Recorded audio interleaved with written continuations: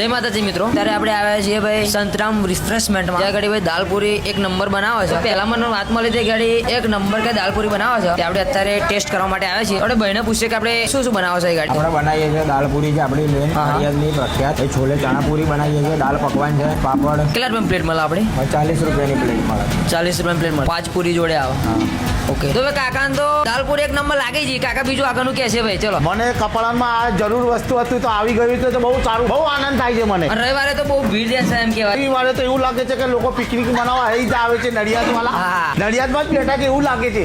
એટલે કપડા દ્વારા નડિયાદમાં જવાની જરૂર આ નથી. જવાની જરૂર પડે નથી. હા, ઓકે, બરાબર. તો ભાઈ પહોંચી જજો આપણે. ભાઈ કપડામાં આના સિવાય બીજી કઈ શાખા નહીં દાલપુરીની, એ વાતનું ધ્યાન રાખો. ખતરનાક દાલપુરી ભાઈ ગાડી બનાવે છે અને ભાઈ જોડે ડુંગળી મરચાની થાળી મૂકેલી જ હોય છે. એટલે ભાઈ દાલપુરીનો ટેસ્ટ વધી જાય. તો આજે જ પોક આપણી નડિયાદની પ્રખ્યાત દાલપુરી ભાઈ સંતરામ રિફ્રેશમેન્ટમાં ભાઈ. એડ્રેસ ની વાત કરીએ એટલે ભાઈ ટાઉન હોલ આઝાદ ચોક ની બાજુમાં ભાઈ આપણા કપડામાં ભાઈ પહોંચી જજો.